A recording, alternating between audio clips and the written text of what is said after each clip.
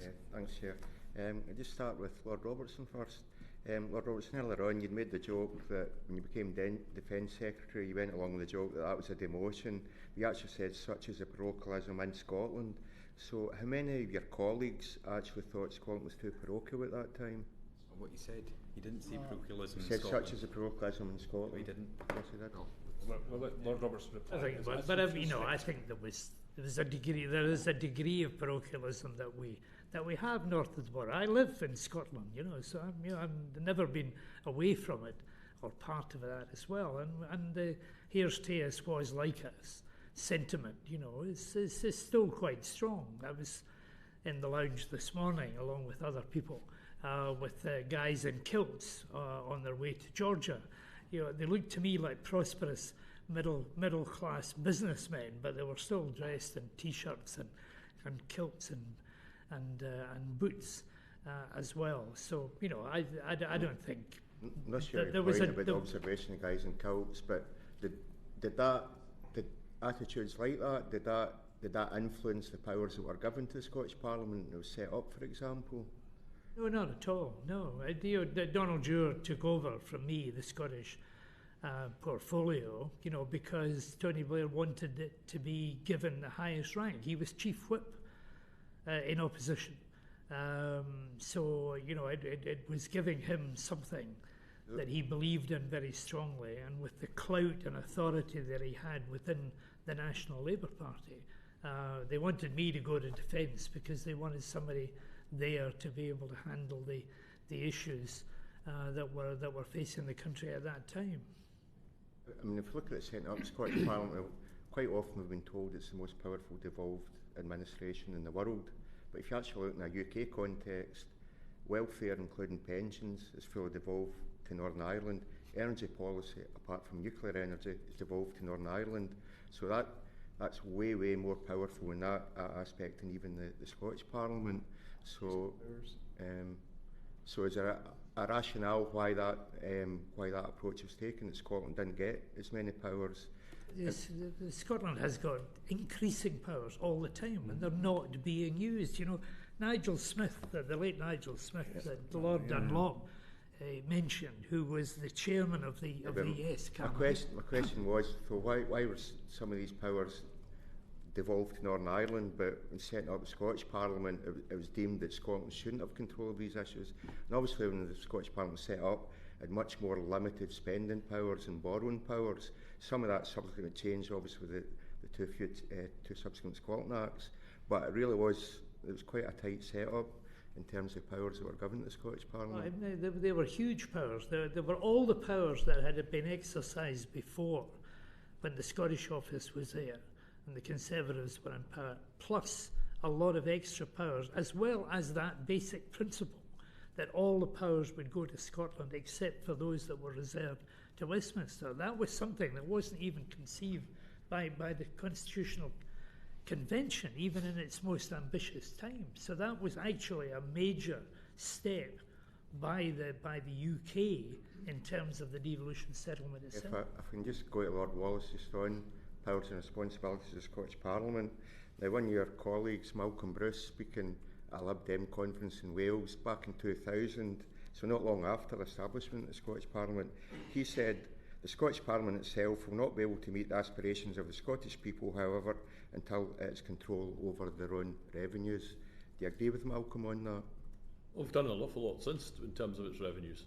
I mean, He's advocating full control over revenues. There is now more control over revenues. The tax varying powers that were increased firstly by the 2012 Act and then subsequently by the 2016 Act has made a considerable difference. I mean, you don't do. I mean, we didn't do everything once, but I think everyone at the time thought what was included in the Scotland Act of 1998 was very substantial indeed, and as George makes the point, everything was devolved except things that were expressly Do you agree with reserved. Do you agree with his premise of actually the Scottish Parliament should have full control over all revenues? I would want a definition of all revenues, because I think there's some things which which one wouldn't necessarily want to include that, because actually there's some taxation that's got to go from Scotland to a central pot because that's what I mean. I have a strong view that one of the benefits of the union is that poverty in Gateshead is as important as poverty to tackle as a poverty in Glasgow. And if I can make a contribution by paying my taxes of one form or another that helps alleviate poverty in Gateshead or Glamorgan as well as in Glasgow, I think that actually binds us together. And I think that's something that is quite important. And to say that I only want my money to go to help resolve poverty in Glasgow and stuff the rest of the places, that's not what I believe in. Well, that sounds like you think your colleague Malcolm Bruce was saying that, so because that's I'm not what sure asking he was. about I his think comments. I want to see the whole speech rather than one sentence taken out of context. So can I just turn to something else? So in terms of intergovernment relations, obviously you've got the Scotland office, and Scotland office, you know, obviously roles and responsibilities have changed over the years. But if I stick with yourself, Lord Wallace, so if I quote an article from the Herald in 2007, Prime Minister Gordon Brown was called upon today to scrap the Scotland office after it was branded the most pointless department in Whitehall. And that was your colleague, the current MP for Auckland Shetland, that was calling for the abolition of the Scotland office. It was actually a Lib Dem policy. But then, obviously, 2010, coalition government. So what was it about ministerial cars that changed your mind on the benefits of the Scotland office? I think I'm on record, and you'll find you quoted Alistair Carmichael. You could have quoted me if you'd actually done a bit more research. That I'd actually called for the abolition of the Scotland office, and I think I said so again, Chairman, in evidence to this inquiry, a similar inquiry of this committee in 2019. And as I said already today, most of my relationships as a minister in the Scottish Government were with departmental ministers and not through the Scotland office. And I think I said that when David Mundell was Secretary of State and David Liddington had sort of overall, that David Liddington had far more clout in government than the Secretary of State for Scotland.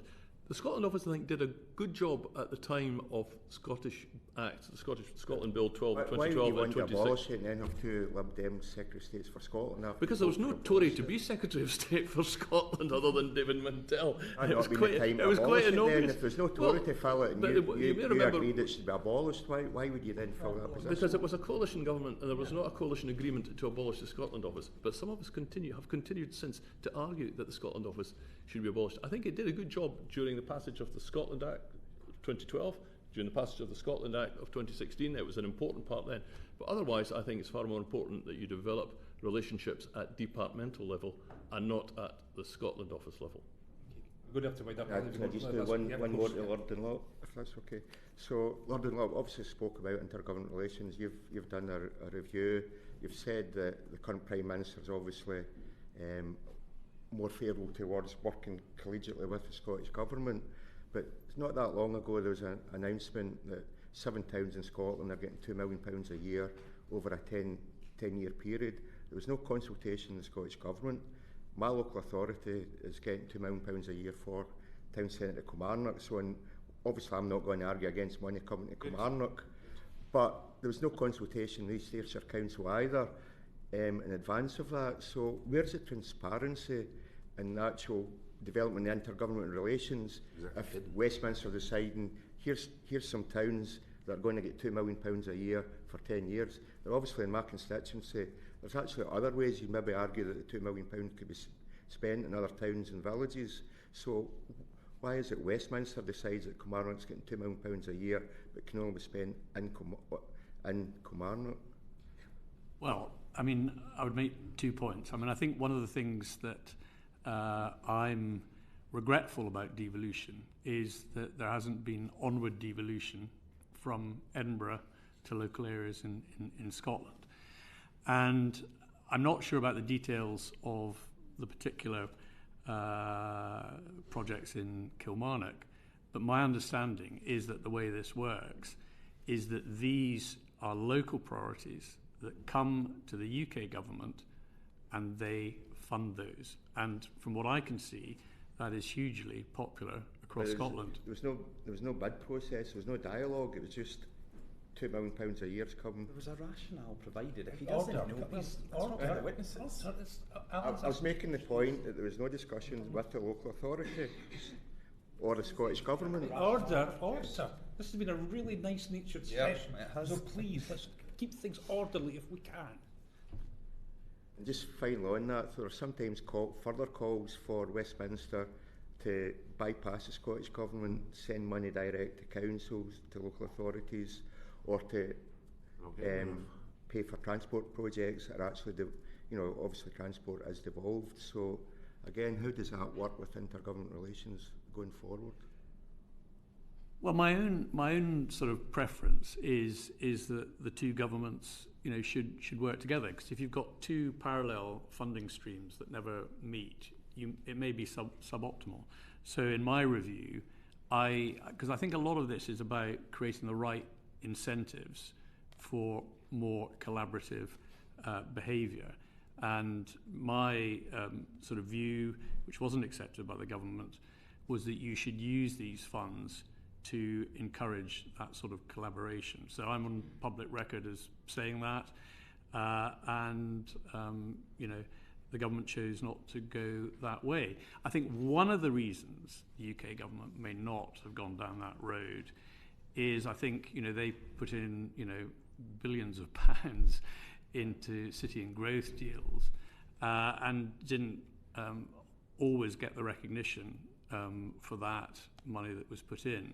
So, it is much more explicit now what the UK government is investing. Yeah, we're going to have to leave it at that.